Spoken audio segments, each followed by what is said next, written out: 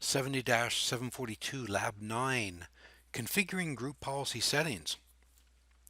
So in this lab, we're going to be performing software installation using a group policy. We'll be setting up folder redirection, looking at scripts with group policies, how we use administrative templates, and using security templates. So before we begin, what we need to do is we need to understand we're going to be using our LUN DC1, so I'm going to get that turned on. Wait for that to refresh for a moment. We're also going to be using LUN SVR2. Now on our LUN DC1, if it's not done already, you should have a shared folder on your C drive labeled software. So let's go in, let's make sure that we've got that. We just got to wait a moment here for the DC1 to fire up. Okay, so let's get logged on. Now what I did notice in my previous lab, one of my member servers had the eval expire, so I had to use the old slmgr.vbs /rearm to re-enable that evaluation version. And lo and behold, look at that. There on my DC, same thing has occurred. So we're going to right click, we're going to bring up command prompt. We're going to go slmgr.vbs, Visual Basic Script, rearm. You can do this a number of times on your evals. Taking just a moment to run because the server manager evidently is pulling a lot of memory. Should get the prompt here in a moment that the eval has been rearmed. Usually responds a lot quicker than this. There it is, and we'll go ahead and we'll tell the system to restart in 0 seconds now. So I'm going to go ahead and pause the video while that restarts. Okay, our domain controller is back up. Let's go ahead and get logged in.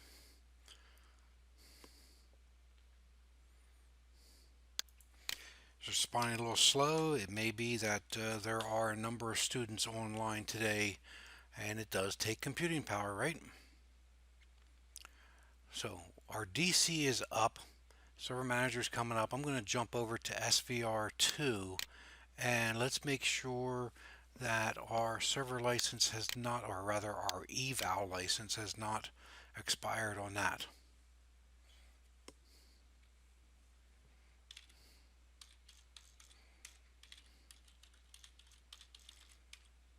Oops, that's not what I wanted to do.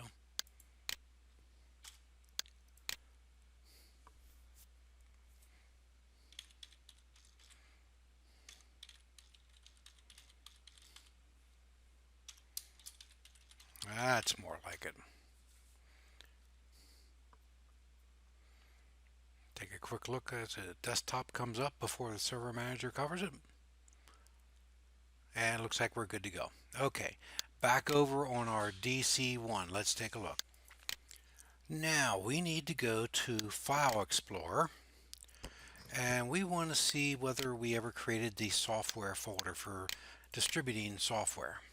Okay, remember that's where we backed up group policies. Well, we need to get an installation package. So let's take a look here. Let's see what we can do.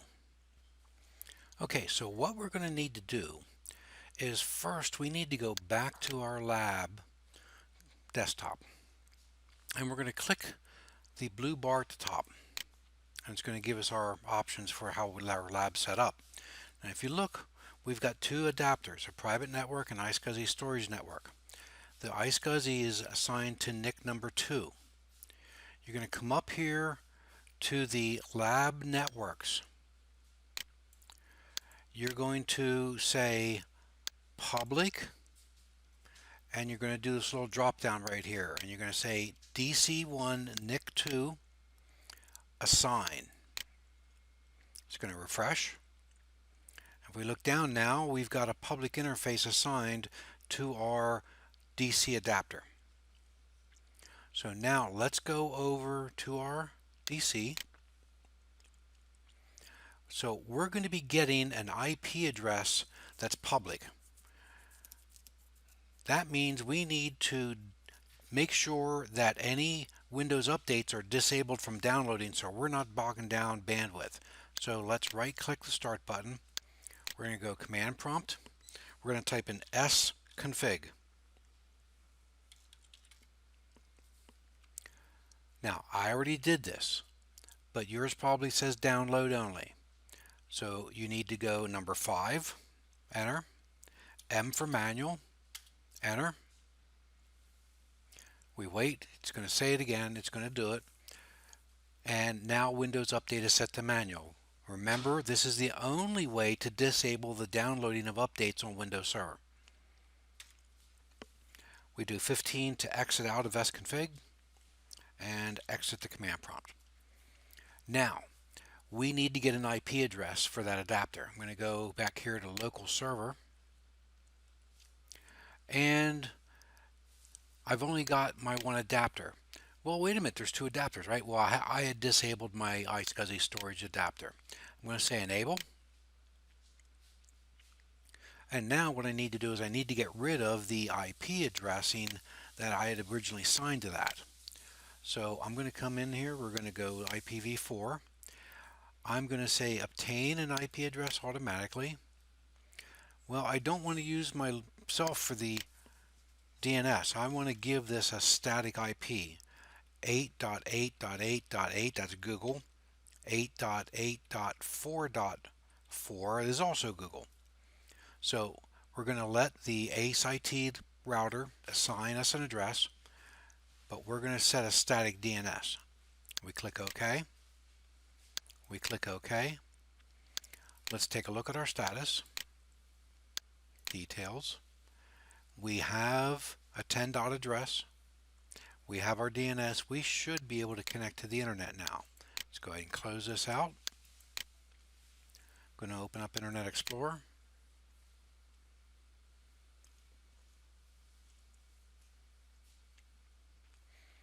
Enhanced security.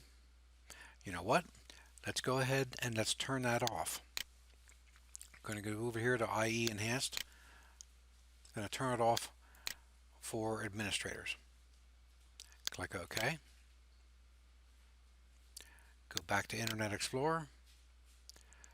And don't show me again. I know if we were production, I would never do it. Bing.com. And there we are. Okay, so now we can get the software that we need to do our lab. So what we're going to search for is we're going to search for System Center,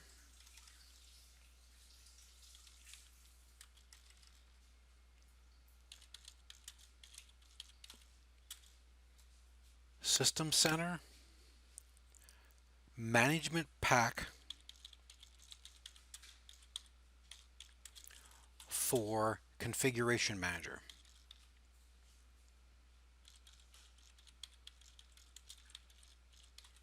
And press enter. Now, we don't want the first link.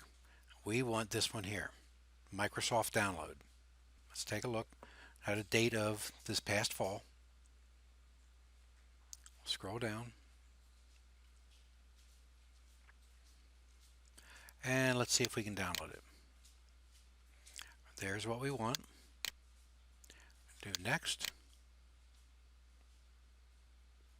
And we're going to say always allow.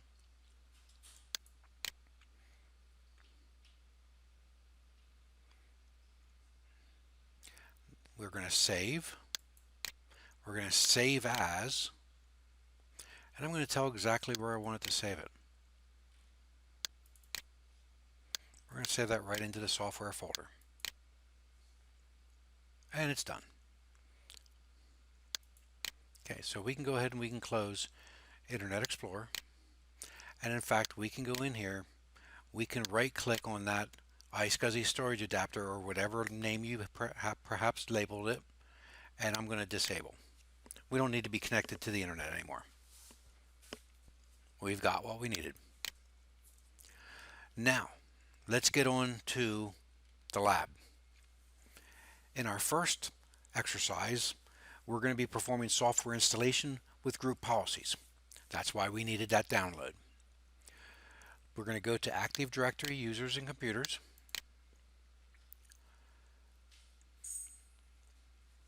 Should open up in just a second. There we are. And I've already got our engineering OU. If you don't have engineering yet, right click on the datum, say New Organizational Unit, and create one labeled Engineering. In Engineering though, we want to create a new user. So we're going to create a user, and that user is going to be Ted Reynolds.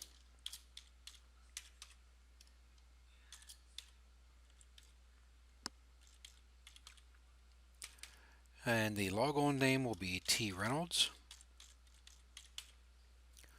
And of course we're going to be using our default password. Again, a reminder, don't do this in production. Next and finish. And there's our user account. Now, we want to select the computer's container. And what we're going to do is we're going to right click on Lund Server 2. We're going to right click and say Move. And we're going to move it to Engineering. Click OK. If we go back to the Engineering folder, we can see there's the computer. We can close ADUC. We're going to go to Group Policy Management.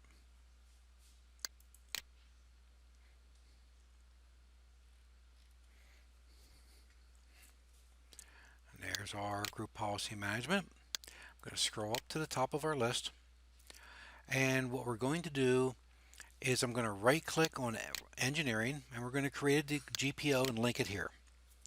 We're going to call that GPO 20. Press enter. If we expand this, we're going to right click on GPO 20 and click Edit. I'm going to maximize the editor, give ourselves a little bit more room. We're going to expand Computer Configuration Policies, Software Settings. We're going to select Software Installation. We're going to right click and say New Package.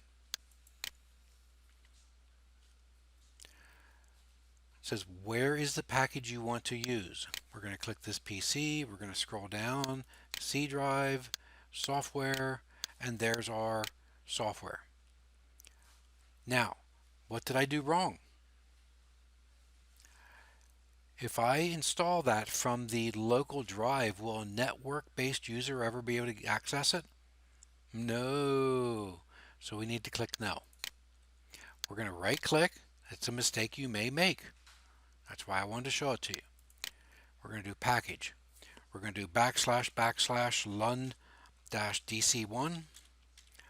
/ Software / System Center MSI.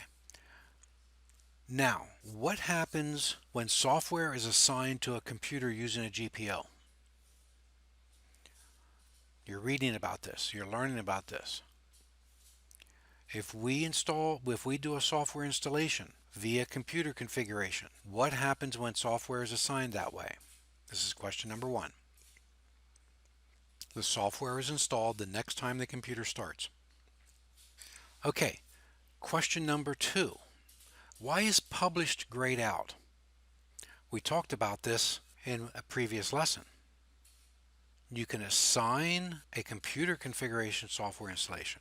You can't publish a computer configuration software installation. You can only publish to a user. That's why it's grayed out. Click OK. Okay, so now that you've got your configuration, software installation configuration put in there, go ahead, take a screenshot of your browser and paste it into step 21. Exercise 9.1 is done. Exercise 9.2, using folder redirection. In this exercise, we're going to create a user data folder on a server and redirect the user's documents folder to the user data folder. By having a documents folder centrally located, you can easily back up these documents. It is particularly useful for laptop users who might not always be in the office and who don't have the opportunity to back up files. So on our LUN-DC1, we're going to go File Explorer, and we're going to go to our C drive, and we're going to create a folder named User Data. Press Enter. We're going to right-click on it and choose Properties. We're going to go to the Sharing tab and then Advanced Sharing. We're going to select Share this folder, and under the permissions, we're going to allow full control for everyone. Here again, remember, you may have more granular control, but if this is going to be for user folders, maybe not. Once you've selected Allow Full Control, take a screenshot and paste this into step number 5. We go ahead, we click OK, we click OK, and we click Close.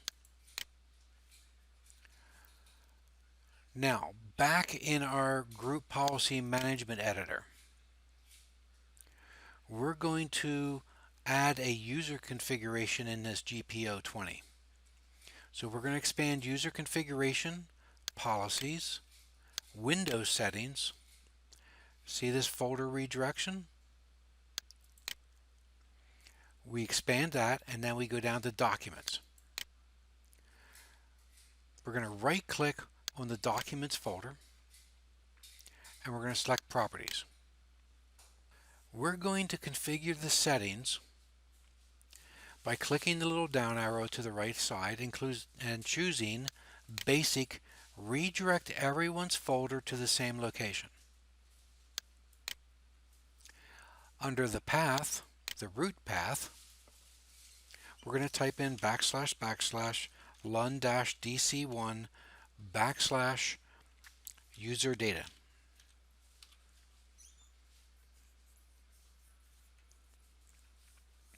Now, question number 3, and you can see the example below.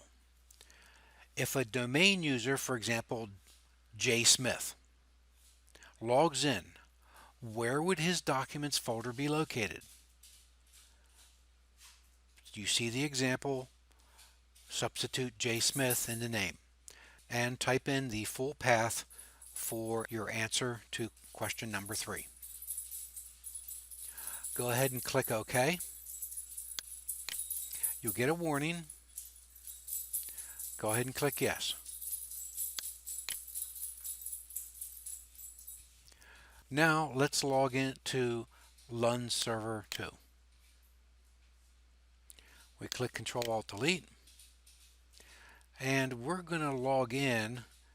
It's already logged in with administrator, so I'm going to log out. Let me log off.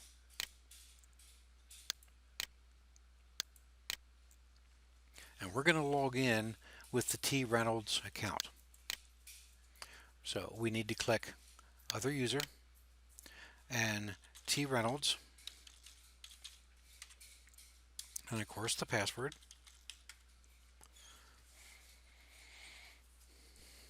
We're going to wait for it to start up, load the account profile. You'll notice it's applying the folder redirection policy.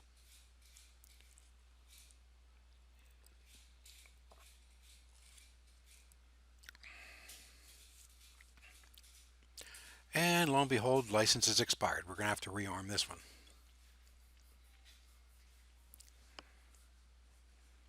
So before this thing wants to shut down I'm going to do that. I'm going to right click, I'm going to go command prompt slmgr.vbs /rearm. Oh, requires elevated permissions. Can't do it from a normal command prompt. Forgot about that.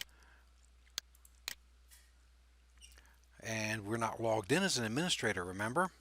So let's give that administrative privileges.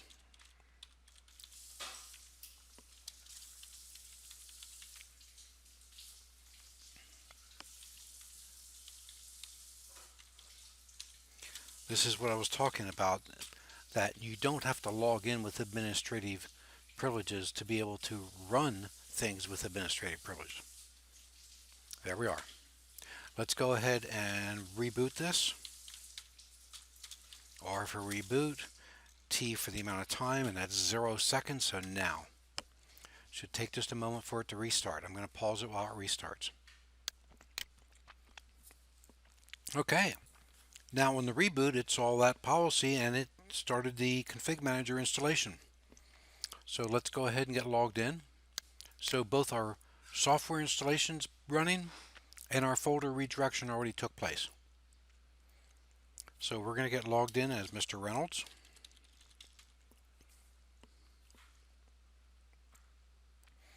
Once it comes up, we're going to open up File Explorer.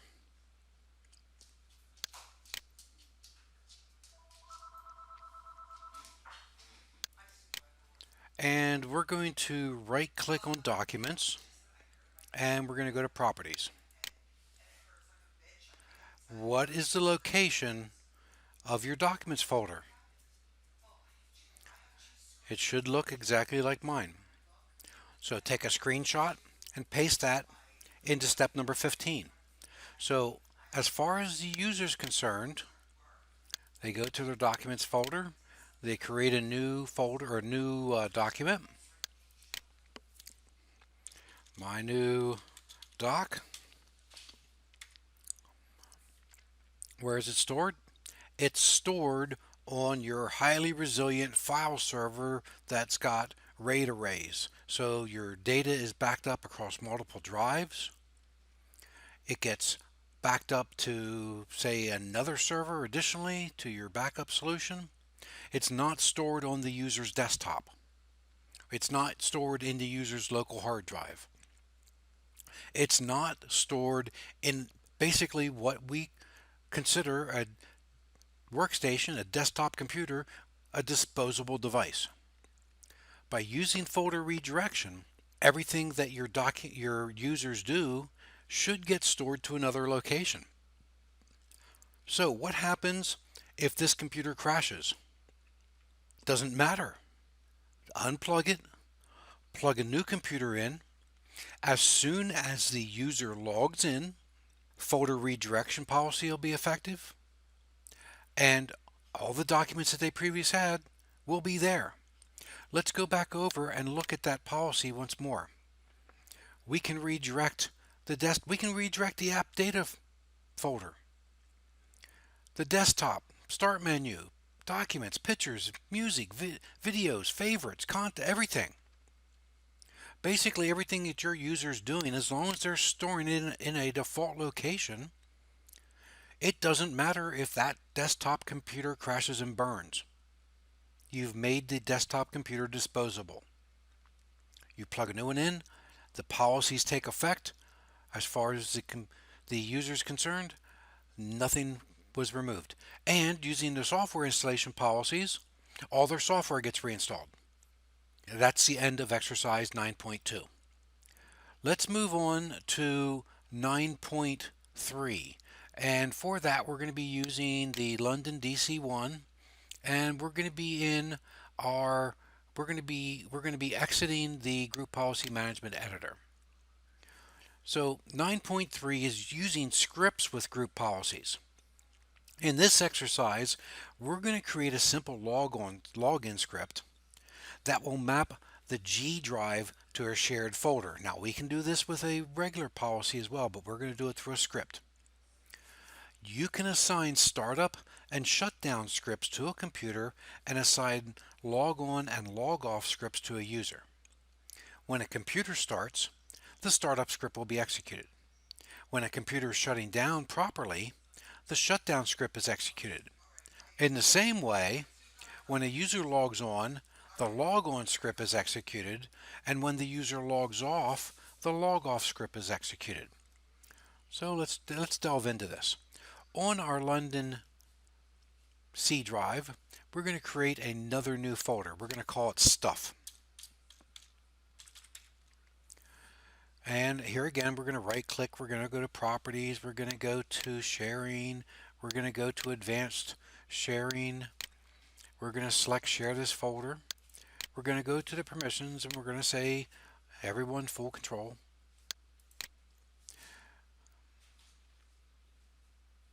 Click OK, click OK, click Close. Now, in File Explorer, we're still in File Explorer.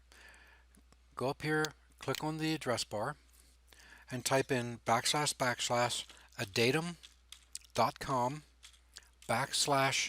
/netlogon.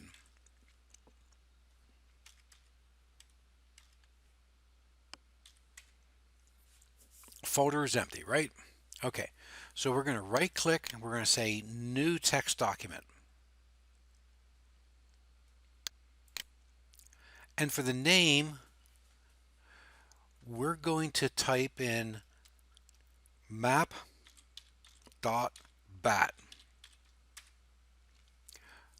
Now, something I want you to be aware of, it's still a text document. Click View, File Name Extensions, and now rename it and get rid of the TXT on the end and press Enter. Yes. Now it'll be a Windows batch file. Let's right click and edit. We're going to say Run. And we're going to type in netuse g : // lun-dc1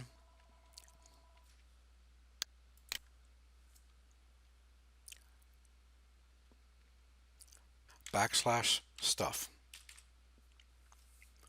We're going to click File and Exit. It says, hey, do you want to save the changes? Say yes, I want to save. And now let's go back over to our group policy management. And we're going to go back into our GPO20, right click it and edit. And under User Configurations, Policies, Windows Settings, Scripts, right here, double click on Log On. We're going to click Add. And what we're going to do is, for the script name, we're going to type in / /adatum.com /netlogon /map.bat and click OK.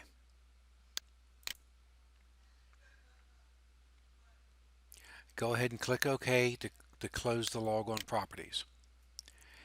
Under Computer Configuration, expand Policies, expand Administrative Templates, expand the System, select Group Policy,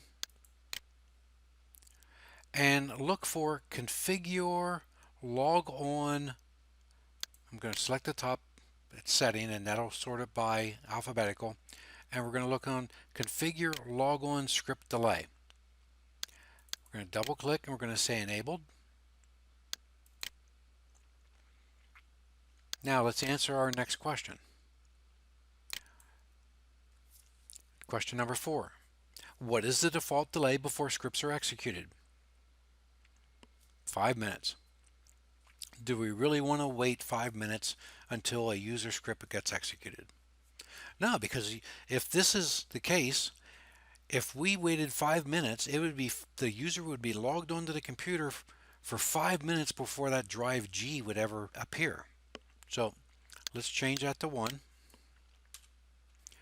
We're going to click OK. Now we're going to close the Group Policy Management Editor. On our Group Policy Management, we're going to right-click the Engineering OU, and we're going to select Group Policy Update. If you make changes to a group policy contained within an OU or linked to an OU, you can push a group policy update. You cannot do that at the domain root. You'll notice there is no group policy update here, but there is here. So right-click Engineering and select Group Policy Update. Are we sure we want to do it? We've got one computer it's going to be applied to. It already knows that. And yes, we do. That's completed. It even gives you feedback that was it succeeded or was it not. Let's go ahead and click Close. Let's go back over to Server 2. And I'm going to log off because remember this is a log on script. I don't know whether whether it ran on it or not. It may not have taken effect yet. It may have. I'm going to sign out. Should only take a few moments for it to shut down and restart. When it restarts, we're going to log in as T. Reynolds.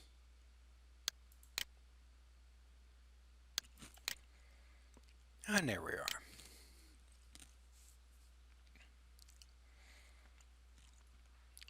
Okay, so back to T. Reynolds.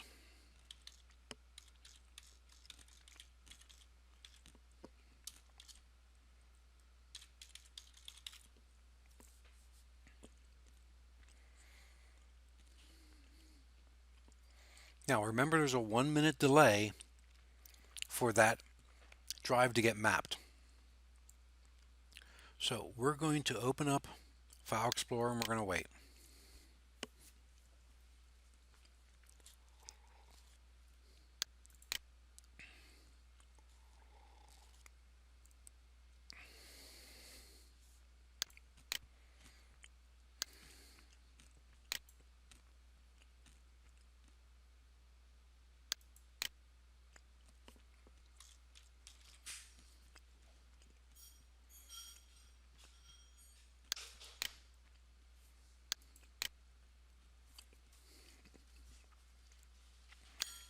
So what I'm going to do is I'm going to run command prompt as administrator because I run a resultant set of policy.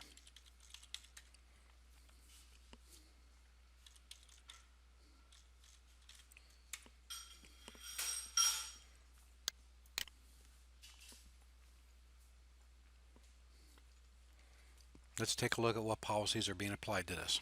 It's going to take a moment.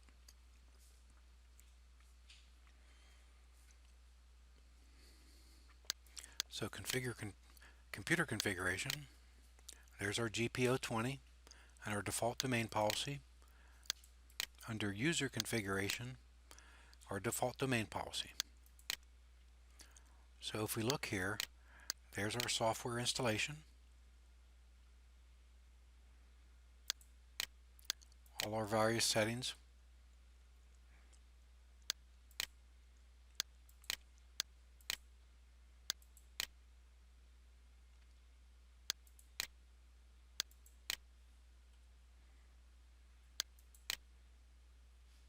Well, nothing yet.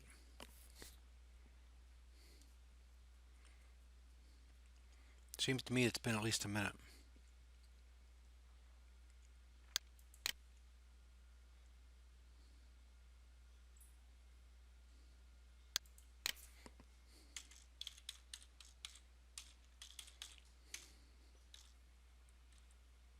Oh, wait a minute. Okay, there's the GP update running that we had pushed. Certain policies can only be enabled that run during logon. Okay, so let's go ahead and log off. Now let's log back in. Remember our discussions, these things don't happen immediate. Sometimes it takes time. If you push out settings, what if you're pushing out settings to 1,000 computers? You don't do it all at once. You would bottleneck your entire network.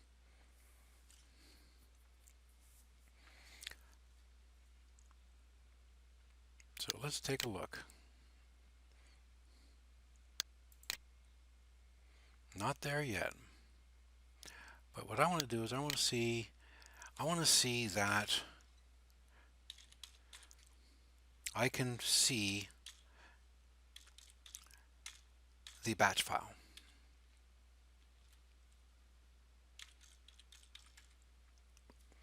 Yep, there it is.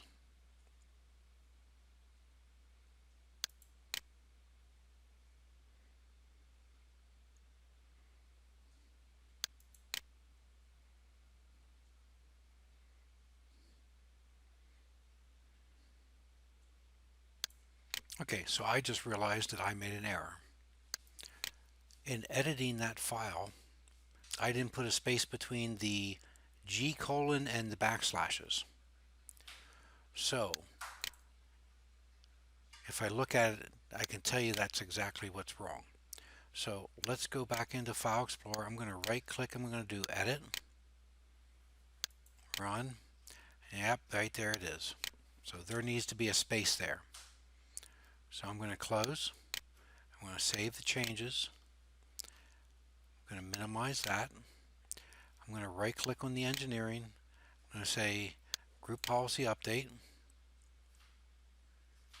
Yes. Was succeeded. We can close. I'm going to go over to Server 2 and I'm going to tell it to run a GP update as well.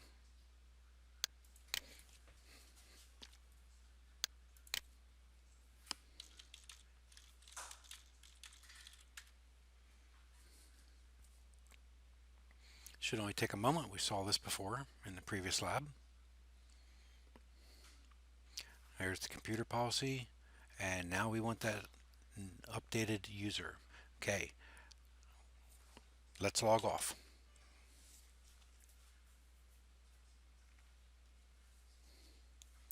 Let's go ahead and get logged back in.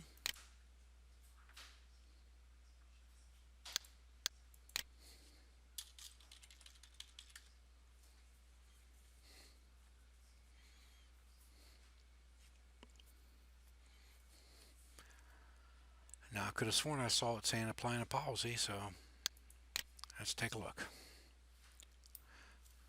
Now here again, 1 minute delay. We're going to see if it runs. I'm going to pause the video while I wait for it to run. And there it is exactly 1 minute later. If I double click it, we can see that it looks like drive G, but it is a map drive located on DC1. We're good to go. Now, as soon as you do see that drive G mapped as a network location, go ahead and take a screenshot and paste that into step number 26. Let's get on to exercise 9.4, administrative templates. So in this exercise, we're going to configure the desktop wallpaper and screensaver settings. The screensaver settings are used to help protect the system by activating the screensaver when users don't use their computers for more than a specified amount of time. If the screensaver is activated, users must input their passwords before they can resume using their computers. Yes, I know they'll complain. This is basic security though. Administrative template policies contain registry-based policy settings that are used to configure the user and computer environment. For example, an administrative template policy is used to configure the user's desktop image or a default screensaver. As you can imagine, there's hundreds, maybe even thousands of settings that are available. So I'm going to go ahead and I'm going to log out of T Reynolds on SVR2. And we're going to go back over to DC1. And in our same GPO20, we're going to right click, we're going to go to edit. I'm going to maximize it once again. And we're going to be working with user configuration. So we're going to expand policies, administrative templates, desktop, desktop. We're going to double click the desktop wallpaper. We're going to select enabled, and in the path we're going to type in c:\web/windows/web/screen/img101.png. This should be a file that exists in all computers, or at least all current computers. Go ahead and take a screenshot of this and paste it into step number 4. Once you've got your screenshot, once it's enabled, you've got your path typed in, and you've got your screenshot, go ahead and click OK.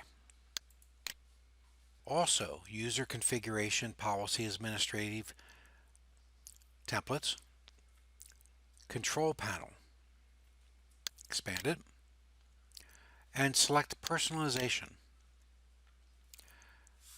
Double click enable screensaver. Enabled, and click OK. Double click force screensaver. Enabled. Then type in scrnsave.scr for the screensaver name.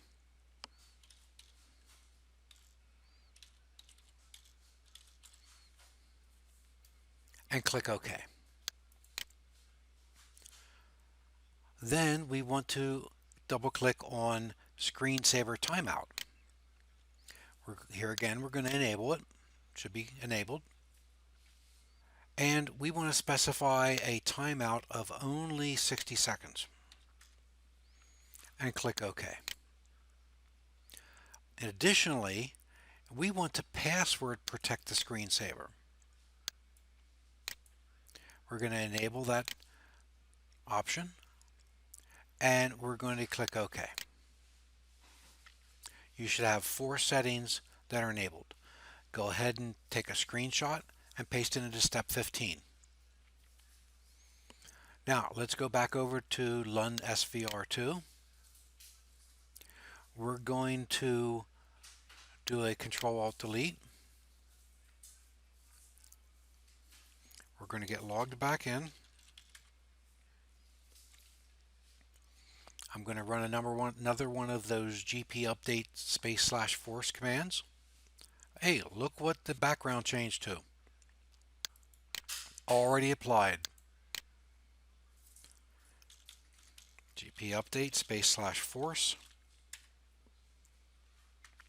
Some settings take effect very quickly. We're updating the policies. There's the computer. Now we'll see the user. Since we made changes to the user policies, we should get a warning saying that they won't be effective until we log off and log back on. So yes, we want to log off. We're going to log back on.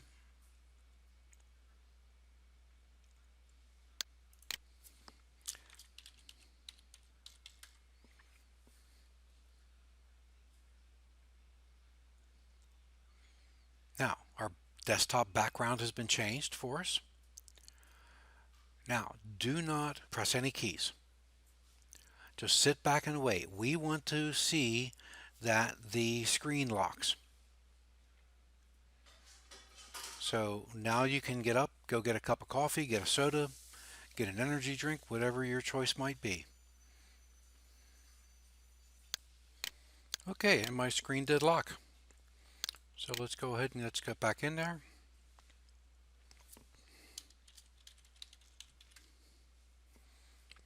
And you can see we didn't get logged off. Our File Explorer is still up. So we're good to go. And with that, our lab is completed. I hope you enjoyed this lab, 70-742 Lab 9. Have a great day.